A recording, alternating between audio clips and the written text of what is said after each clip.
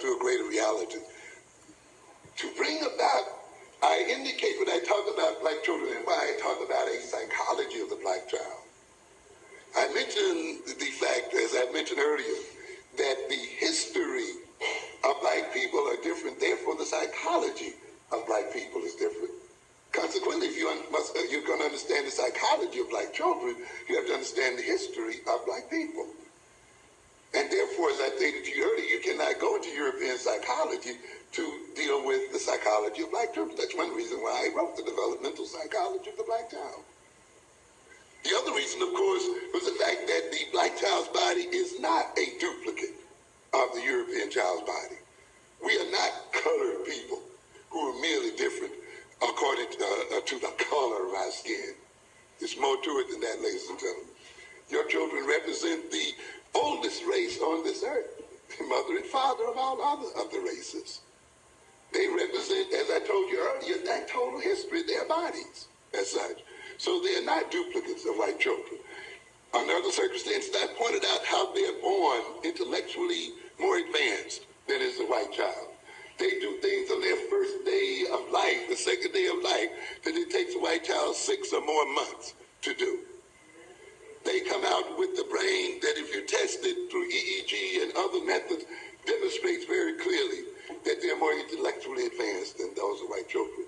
You must understand history is not merely something that happens to people. It becomes a total part of their body and their existence. And you must understand that history to understand your children. And it's the failure to understand that. I also demonstrate that history is not something that just occurs. We must study psychohistory. That is the psychological results of undergoing historical experiences. And to a very great extent, the problem with the education of black children, the crack epidemic, and all of these other things we complain about day in and day out, are the result of a psychology that flows from a particular type of historical experience.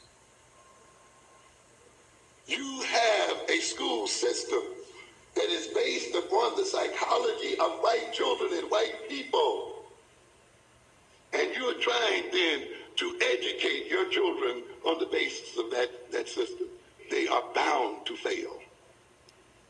The very structure of this college itself is based upon a white model, and therefore it has a built-in failure mechanism for you, one way or the other.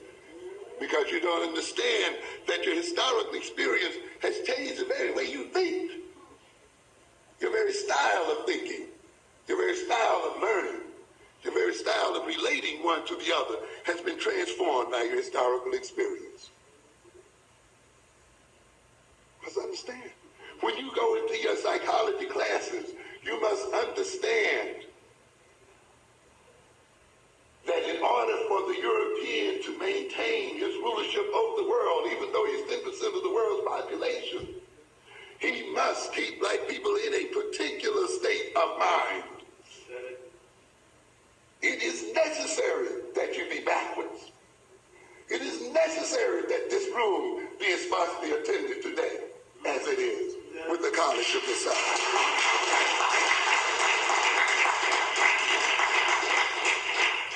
You must avoid things that have some meaning to you and flock toward things that are destructive to your future. Or else we wouldn't be oppressed, ladies and gentlemen. Don't you understand? Oppression rests on people going places and enjoying pleasures that destroy them, and who are excited by nonsense and bored by stuff that they should be learning. Don't you understand? That is the foundation upon which the oppression of the people rests. You think that your being here, not being here, is an expression of your freedom of choice. It is an expression of your enslavement. In this world where things are backwards, those who are oppressed must feel freest when they are most enslaved. Yeah. And this is the result. But if you don't understand the history, people will say, well, why do we act like this? Why can't we get along? Why can't we do this? Why can't we do that? No people are born the way they should be for a culture. Every culture does what? Trains, teaches, what it needs to continue its existence. You cannot turn your children over to other people and turn yourself over to other people and expect to be the right people for yourself. You're out of your minds if you think so. Those people are going to educate you in their interest, and I don't blame them. Understand? You get run over by buses and tractors and everything to put your children in the hands of an enemy that tells you, I don't want to be bothered with them, I don't believe in them, I hate their guts, I intend for them to stay on the bottom forever.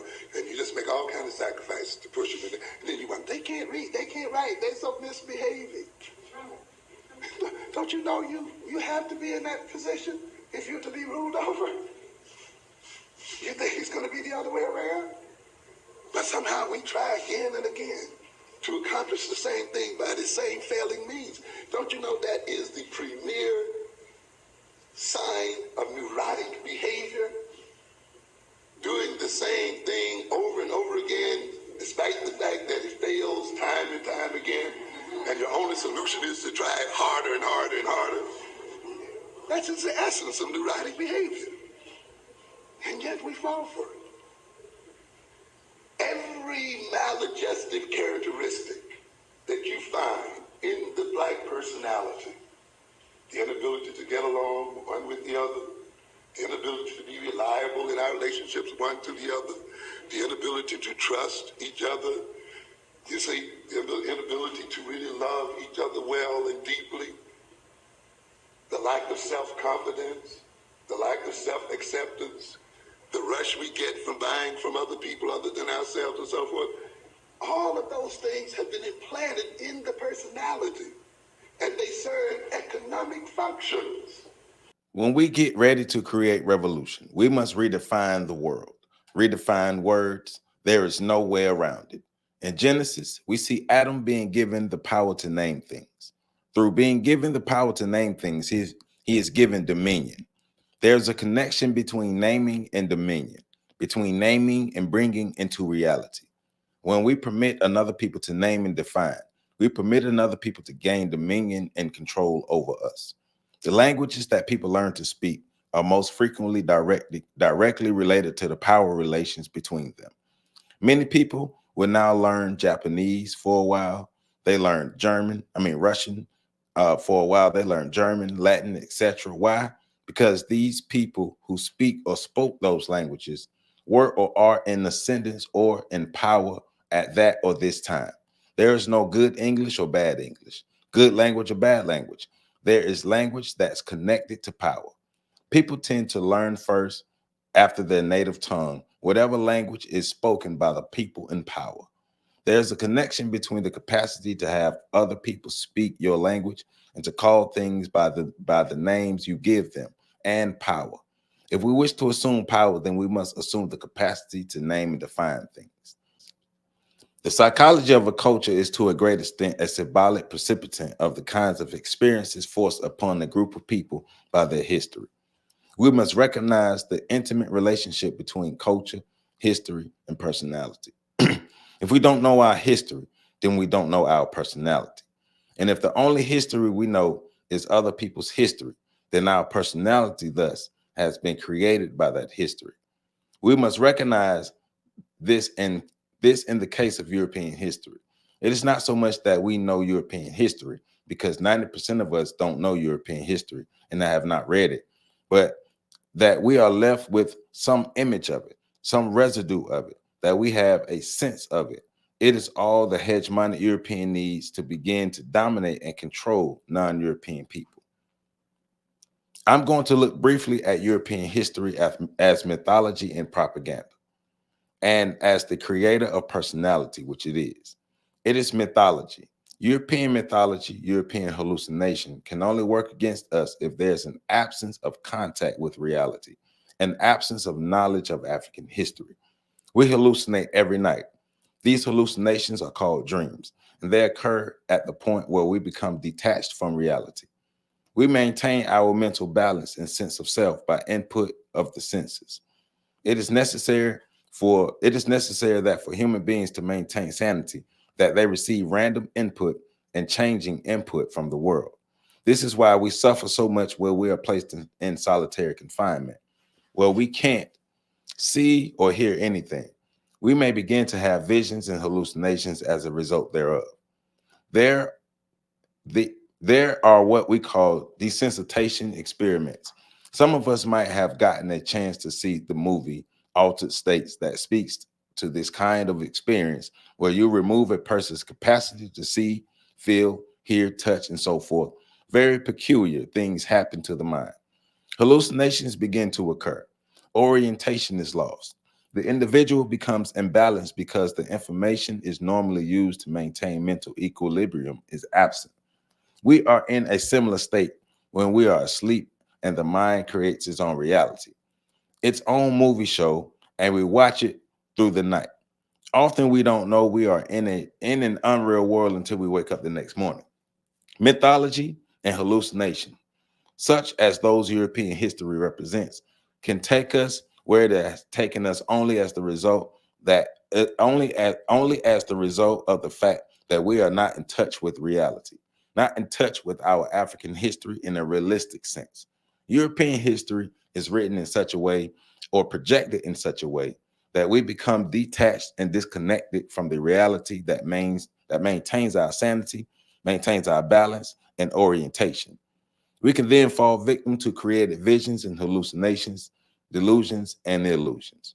In the final analysis, European history's principal function in the first is to first separate us from the reality of ourselves and separate us from the reality of the world, to separate us from the reality of our history and separate us from its ramifications. We then take the hallucinations which result from these separations as representing what is real. That is the primary function as mythology. Welcome back. Welcome back. Welcome back. Happy Monday. Welcome back to On the Shoulders of Giants. I am Joseph Ward, continuing my reading of Dr. Amos Wilson's The Falsification of African Consciousness, Eurocentric History, Psychiatry, and Politics of White Supremacy. And I picked up on page 22 under Language and Power, and I actually read to page 38 down to right just above changing our name. So read from 22 to 38. So start off talking about language and power. He who controls the language controls the power. So get the people to speak your language, to understand your concepts, to abandon their concepts, to forget their concepts, and then you can control them. See, being able to emancipate ourselves is more than just being free in the physical sense. It's being free in the mental sense. Giving the European back everything that they given us, being able to create from the beginning everything that will be who we are and that is who we are, right? Because we speak the language of the oppressor, we still have the thought patterns and the mindset of the oppressor. The oppressor still has control over our mental state. So therefore, even if we can physically free ourselves because we haven't been mentally freed, psychologically freed from the European domination, we will still operate as if we are controlled by the European, because at that point we will still be, because we have not thrown off the mental shackles. To be able to control the people, to have power over people, is more than just the physical domination. It's being able to control the whole being of a people. 10% of the population controls 90% of the population. How does that happen? What goes into making that happen, to allowing that to not only happen in the first place, but allow it to be able to maintain as long as it has been maintained, like around 600 years? Probably longer than that if we're talking about straight European domination or impact on the African continent, right? But we'll go with 600 years. That's a long time to be under the dominion of the European, right? They've been able to use their language and their power to control the world, to name things, to put their influence on things, and to influence the rest of the world so much that the rest of the world sees the European standard as their standard and try to match it instead of creating our own standard. Stop trying to keep up with the European standard, but understanding the psychology behind that. Why we do that? We do that because they have programmed everything about us. The programming is real, people. I talk about it all the time. They've programmed the hell out of us.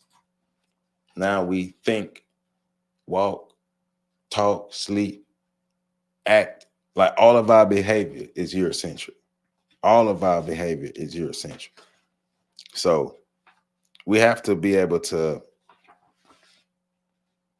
think outside. Well, first we need to understand what has actually happened to us and then seek to reverse it.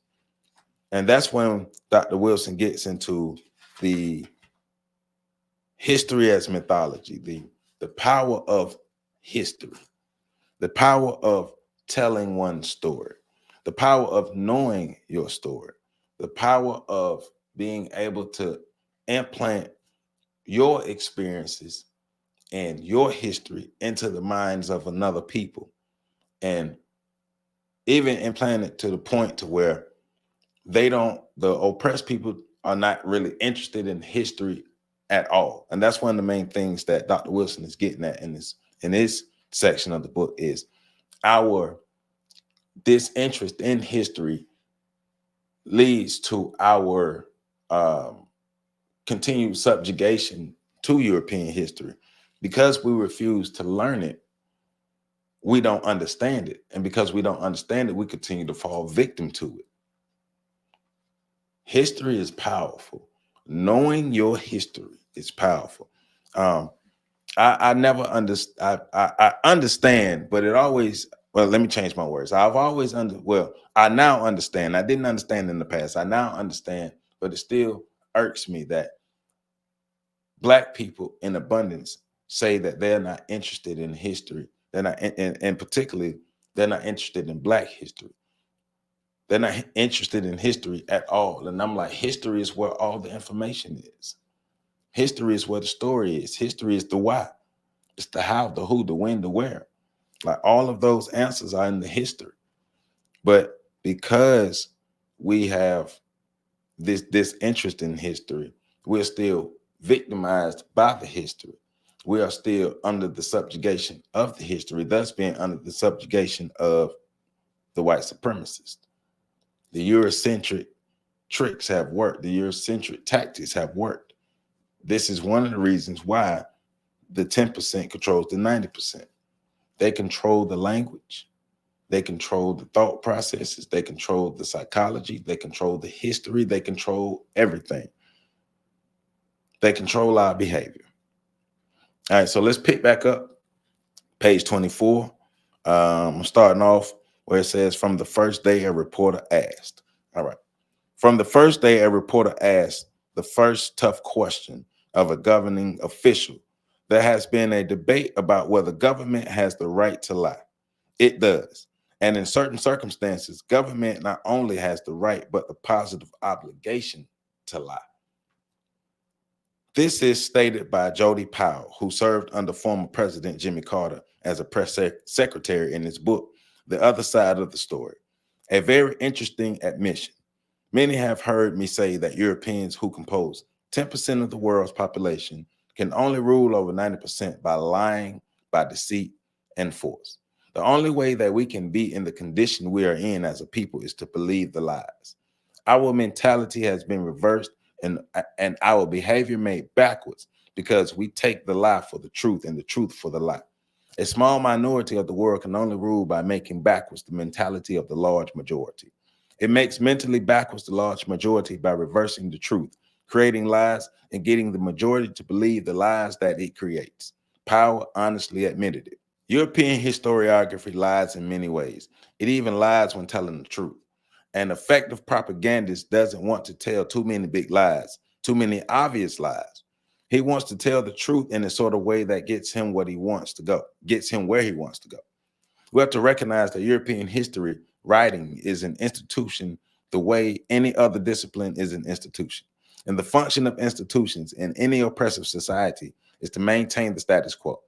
I don't care what institution we may talk about, whether we talk about the family institution, the criminal justice institution, the economic institution, the religious institution, the health establishment, the educational institutions. They all have one thing in common in a Eurocentric oppressive system: to maintain the status quo and to maintain African people in oppression. We must keep this in mind. It is not so much what they say or don't say they represent. It is how they function that is of importance. European writing of history is in tandem with everything else European, and its purpose is ultimately the same: to maintain European power and domination. Boop, there it is. The beautiful lie. Like Dr. Kaba Kamene says, a beautiful lie is more powerful than an ugly truth, right? The lies have been woven so well that they feel and operate like the truth, and created an alternate reality that we made the truth for ourselves. We made ourselves inferior with the truth. We brought into with the lies. We brought into the lies. The inferiority complex was heightened by the lies, by the continuous, guess you can say, the compounding of the lies, and the lies pouring into us in our being, and us looking at ourselves and believing the lies, and comparing ourselves to our oppressors. The absence of us understanding our history, the absence of us knowing our story, us not wanting to know our story, leads to the amnesia, leads to the lies being able to be spread. I can lie to you blatantly, and I can have the lie in plain sight, because you have so much pain and anxiety and trauma from the truth that you don't want to see the truth. The truth is ugly. Yes, the truth of our history is very ugly in this country, very ugly. But we must look that ugly truth in the eye with confidence and courage. Learn that history and use that history to liberate ourselves, no matter how ugly it is. European historiography does this by a number of means. It may do this by the pure falsification and concealment of history, by omission and commission. It may do it by what it called the theft of history, right? So that's him just, hammering the point home. I'm going to take your history. I'm going to replace your history with my history. That's why European history is the dominant history that we learn. It is to maintain the status quo. It is for us to understand that we are on the bottom. It is not for us to understand their history, because we're not going to do that because of our disdain for history. For the most part, someone like me, when I was in school, when I was learning history, I was like, dang, man, these people, wow. This how these people get down. And then, when I started learning African history and African psychology, it all made sense. It all started clicking. I'm guessing, that's one of the reasons why I'm here now doing what I do. But the details are in the history. Don't neglect the history. Study the history. We have been set up by Eurocentric historiography in such a way that when the word slave is mentioned, we assume that they are talking about us, African people. So we read about slaves in history, and right away we assume they must be talking about colored folks, as if no other people has ever been enslaved but Black people. In other words, historiography can create an outright lie, as it often does, or represent itself neutrally, non-ethnically, and achieve deceptive ends, since it has already set us up to misperceive reality and truth. The European historiography so beautifully sets us up that we supply the lie while looking directly at the truth, because we believe the lie. The lie feels better. The lie looks better. The lie tastes better. Everything about the lie is just better to us. So we think. Because the lie looks better on the outside, we think the whole of it is better. Not understanding that it's only surface level. The deeper you get into the lie, the worse it is. But that ugly truth, once you get past that rough exterior, oh, that beautiful inside, right? So we're in the situation as Black people where the information is put right before our faces and we gain relatively little from it. It can only be put before our faces the way it is because we have been so mentally and motivationally structured that we will not and cannot take the information and transform it to our own advantage. Therefore, this country talks about freedom and information. I mean, freedom of information. See, we let them read anything, but it goes back to the phrase, the best way to hide anything from a Negro is to put it in writing. And that is true. That's not true as like absolutely, but that is true for too many of us. Historiography may function as propaganda. Propaganda being an effort to persuade people to a point of view on an issue. History can be used to intimidate. European achievements are inflated, and the next thing we know, we're asking ourselves, how can we fight this great people? We've been frightened. They talk about the great discoveries they've made, and we say to ourselves, hey, we better hang in with these people because if we lose them, we're going back to the dark ages. We think this way because we've destroyed our confidence, our capacity to think for ourselves and believe that we are capable of creating a world as great or greater than the Eurocentric one that presently exists. In this way, European historiography functions to maintain a social system, to psychologize and create a personality orientation in the readers or hearers. That's why we don't believe in ourselves. That's why we don't believe in ourselves. But the positive propaganda that our scholars have given us throughout the years, there's a point to it. But the positive propaganda does have to be coupled with the truth. The positive propaganda and the ugly truth have to be coupled together for us to see the whole picture. Yes, we must believe in ourselves, but we can see the positive propaganda wasn't enough because we didn't learn the history like we were supposed to. We didn't learn the lessons from the history. Like Dr. Amos Wilson says, our history is supposed to solve our problems. Excuse me, our education, but the history is part of the education. But the history and the education is supposed to solve our problems. Even if we forget every facet and detail of inflated Eurocentric history, its intimidatory impression stays with us even when the content is lost. That's the point of it, to leave the impression, because the impression will become a dynamic source of behavior orientation towards the world. How we perceive the European matters, whether we actually know them or not. How we perceive them matters. We perceive them as superior. We perceive them as better than us. We perceive them as our masters. We still cannot see them as anything other than our oppressors. So our view of ourselves in this whole world is flawed.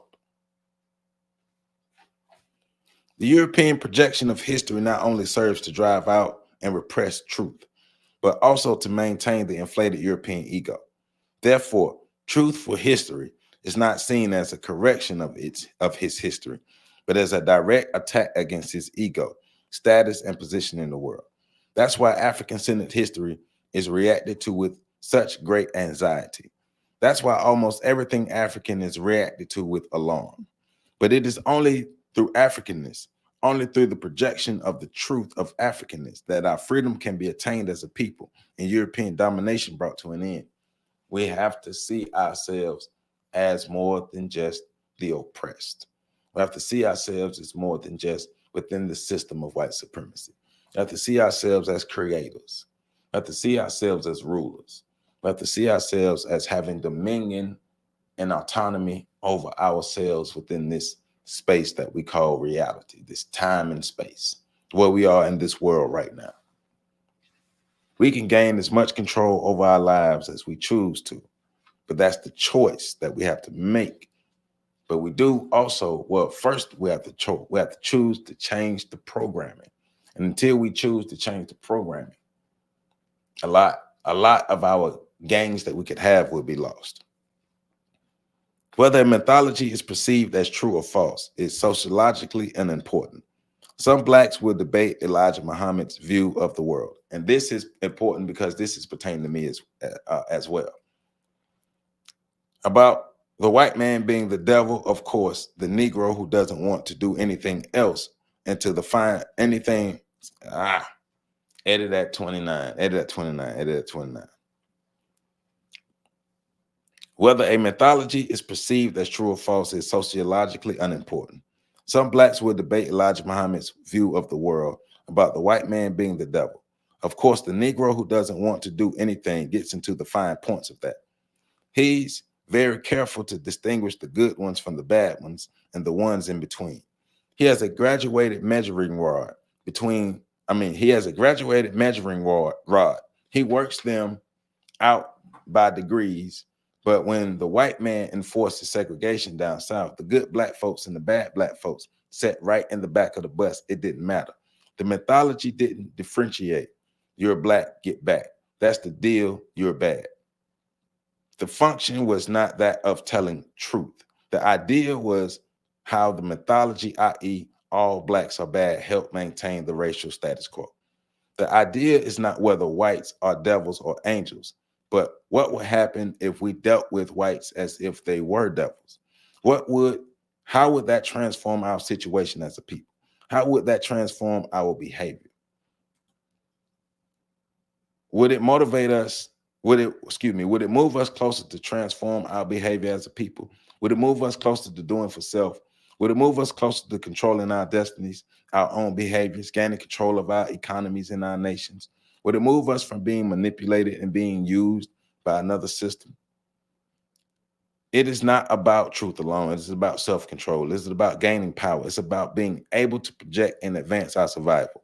But if we get caught up in the minutia of trying to figure out whether there are good ones and the bad ones and others in between, we may find ourselves being destroyed in our studies. That's why we have to recognize that the Honorable Elijah Muhammad was the greatest psychologist we ever had. And many of us still have not come to understand that yet. Some of us have thought that we are doing our intellectual thing when we got caught up trying to put out his mythologies. Not at all. We just look at the function. And okay, so that makes sense for me, because when I did my review of Elijah Muhammad's book, The Message to the Black Man, when we did get to that point about Yaqub and Yaqub creating a white man to be the devil, I myself got caught up in the minutia, got caught up in the details and missed the mythology as a whole. Now, I get it.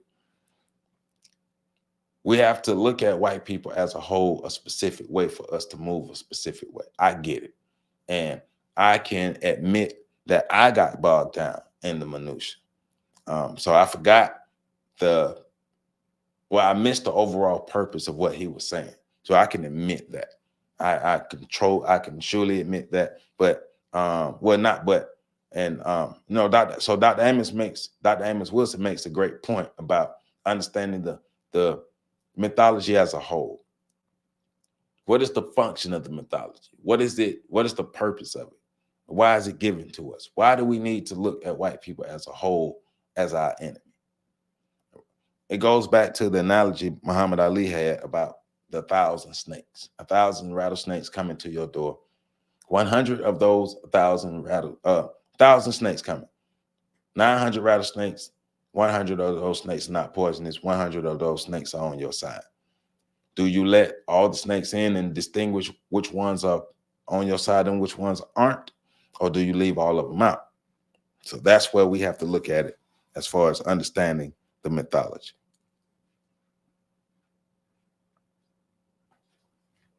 So European history, whether it is true to the extent and or in the context within which it is projected, or whether it is false, is really not the ultimate point. It's the fact that it functions as a mythology. And as mythology, it functions to maintain European power, domination, and control. It is our attack against it as a mythology that we must be concerned with as an African people, because the mythology becomes a part of our mental structure. It is used as a tool of intellection, a tool of comprehension, a tool of dealing with the world and relating to the world. And mythology organizes the world, organizes behavior. It organizes interpersonal and intergroup relations. Whether mythology, we believe, is one that organizes our approach to other people, our perception of ourselves and of other people. It provides answers. The answers may not be right, they may be wrong, but still provides an answer. And that's psychologically satisfying. Nothing threatens us and nothing upsets us like unanswered questions. Often man projects a mythology in order to get himself out of his agony of dealing with unanswered questions and to put his mind at rest. We have to recognize the function of mythology, since mythology seeks to mold character and to motivate as well as demotivate. Mythology often makes control of the domain of discourse, in a sense that that's just the presentation of European history, leaving African history aside, implies that African history is not worth learning. I often tell college students that you look at your college catalog and you see a course in there and assume that because it is in the catalog, it's worth learning. You say to yourself, if it's not there, then it must not be worth learning, because if it was worth learning, it would be there. You look at the list of required courses and you don't see anything about your history being required. You assume that the most important courses are required, and since the ones related to us are not required, then they must not be important. Just the reading of the catalog inflates one group and deflates the other. It creates a superiority complex in one and inferiority complex in the other. When we name things, when we speak of things in order to exclude contrary truths, we create and uncreate reality. This is the role that European historiography has aggregated to itself. And now he gets in history and social amnesia. So, history is a time dimension. History structures time. I frequently try to point out that culture is not only about behavior, dress, and so forth, but that all cultures have a time dimension related to them. I talk about this relative to the education of our children to indicate that our children are often flunked and destroyed by the time structure of the schools they attend. Who told us that classes only have to last 45 minutes? Oh, the white folks teach theirs 45 minutes. But that apparently is the time system that's connected to and works for them. That is in some way intimately connected to the history and experience. When we look at ourselves, we're going to tell ourselves that our children are destroyed by the after effects of our enslavement, Jim Crowism, miseducation, poor self-image, all the other things we moan and groan about, and yet we don't make time in the curriculum for instructing them so as to remove these obstacles to learning. If not, then we will destroy them. Therefore, our time system for teaching our children cannot be a duplicate of the European time system. We must recognize there's a time dimension related to our history and ourselves as a people. In knowing our history, we get to know our time dimension. We get to know how much time has to be dedicated to various tasks if we are to achieve what we need to achieve. Forget about other people's time. Who gives a hoot about what other children are reading ahead or behind white children? Who told us they had to read the same thing at the same time at the same age? If we have a different history, a different experience, different goals, and different ways, then doesn't it stand to reason that they may be achieving different milestones at different times? But it's the very fact that we try to impose that time system of another people upon our children that creates the so-called deviations we complain about so much, and our children are destroyed in the progress. So when we let another people write history, a history is an arbitrary division of time. They define us within that divisions of time. So we see European history talking about World War I, World War II, etc. That's not the only way to divide up time in terms of wars. No, we have been at war with the European continuously for over 2,000 years, a nonstop war. But we internalize European divisions of time. It takes us away from our own history and from understanding our own adversarial relationship with them and other people, and takes us completely outside of ourselves. Therefore, history as mythology, even if it tells truth by the very fact of its structuring of time, can still be used as propaganda to manipulate and create unreality in consciousness. I'm telling your story for you. So whatever I create is reality. Whatever I tell you about my history is the reality. Whatever I tell you about your history is reality. I tell you your story. I control your story. Your story has no, what you think your story is, or what anybody may tell you your story actually is, has no merit to what I tell you your story is, because I control the language. Remember, I control the language. I control the language. I control the history. I control the story. Because I'm in the dominant position, I write the history. I tell you who you are, where you are, what you are, why you are, when you are. And until you receive another programming, you will believe that. Matter of fact, I will sow my lies so well that even when you are confronted with another programming, a programming of salvation, you will reject that programming because mine feels so good. European history, to a considerable degree, attempts to control consciousness by the way it is presented. We saw a movie called The Birth of a Nation. Why not The Death of a Nation? Indigenous American, so-called Indian nations existed at the time. At the same time, we speak of the birth of some nations, other nations were dying. But we are focused on their so-called birth. Even more pernicious than this is the fact that many of our people feel as if they do not come into existence and self-consciousness until they have been recognized by the European historian. So Columbus discovers America, and it is almost as if the Indian comes into reality and into self-consciousness as the result of Columbus's discovery. Before that time, they were nothing, dead, and many of us still have that deep psychology that we are invisible people until white folks recognize that we exist. It's a heavy psychology that rules us today. We are not famous until they make us famous. We're not anything until they make us something. Before that, we are nothing. History as propaganda, history as mythology, creates and brings into consciousness. History by Europeans is seen as a validation of truth. It establishes authority.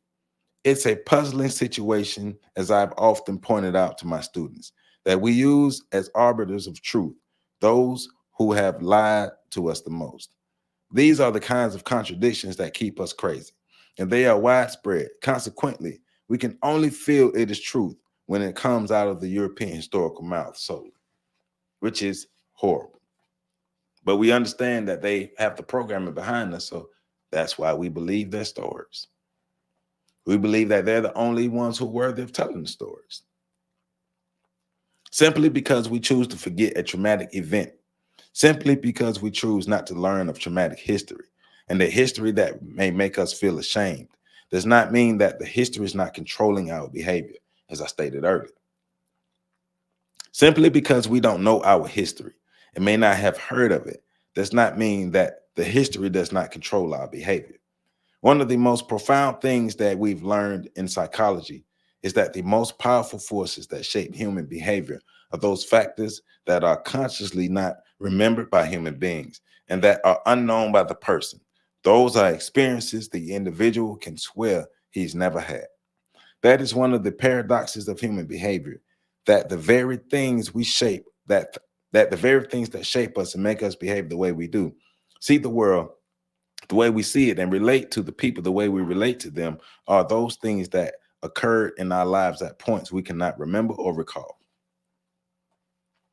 The personality in this part is shaped in the womb itself, shaped by the genes, shaped in part by the birth process itself, shaped in the very first 2 years of life. Yet very few of us, if any of us, can remember in details those first 2 years of life. Yet it is the very first 2 years that determine our behavior from 8 to 80. So the idea that we don't know, that we're not aware of certain early experiences, does not mean that we have escaped their effects.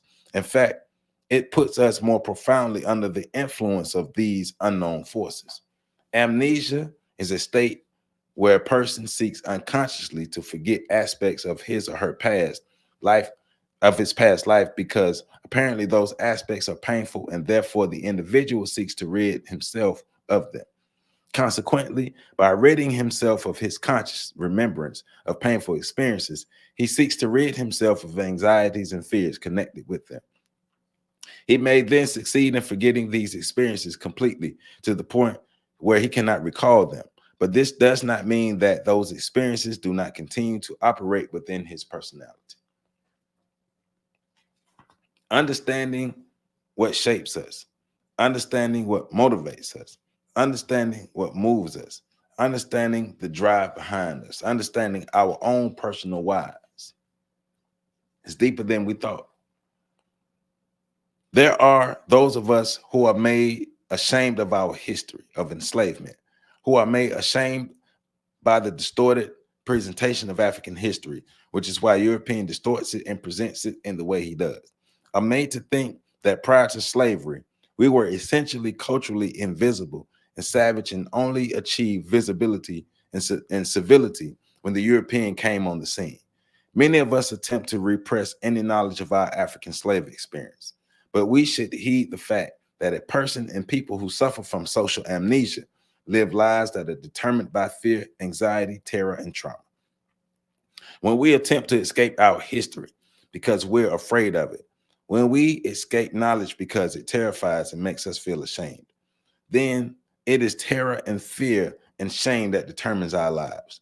When we live not in terms of our reality, and in terms of the integration of our reality, but in terms of what we are afraid of, i.e., what we are ashamed of, what we are trying to hide, what we are trying not to confront ourselves with, life is then lived in terms of denial, in terms of escape and addiction. Many of the murders, deaths, and much of the destruction that we see in our communities today is the result of people trying to escape history and living their lives in terror and fear of their own history and reality. This is why I contend that history is directly related to our concrete existence. It is not something you happen to take in school. It is a part of our real lives because without it, it will make us take dope, execute others, steal. It will make us do all kinds of terrible things because our lives are not determined by relating to history appropriately, but determined by fear. Why is our behavior so puzzling to us? We sometimes ask ourselves, why did I do that? I don't know what makes me do this.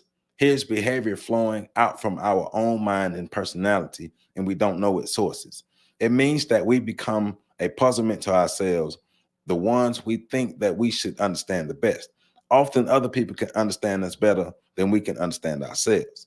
Frequently, they have a greater knowledge of the history that made us into who we are and what we do. If we don't know our history, or if we've made our history unconscious and therefore placed it out of our awareness, that unconscious history becomes a source of unconscious motivation, and why we behave the way we do becomes a puzzle. We've confused our own behavior. If we want to know why we behave the way we do, then we must know our history. The unconscious must be made conscious. That concludes the reading of today. Like I said, it read from page 22 to page 38.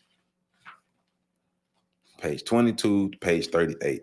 And we're picking back up on changing our name on page 38. But the unconscious influence history has on us, the unconscious influence that the storyteller has on us, the conscious influence that the storyteller has on us.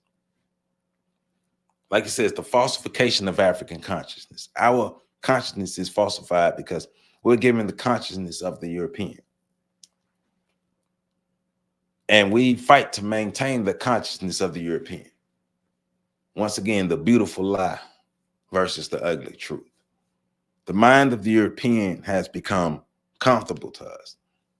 The mind of the European has become something that makes more sense to us than the African-centered mind, than the African mind. The African mind is seen as a weak mind. The African mind is seen as a mythological mind, a mind that's not real, a mind that does not necessarily need to exist at this point in time because We don't see the usefulness of it because our lack of study of history doesn't allow us to see the genius of the African mind. The pain in history, the pain in our history is a shield. It's a barrier of some sorts that keeps us away from studying who we are and what happened to us, because we don't want to look back and see the cracking of the whip or the dehumanization that we experienced at the hands of the European.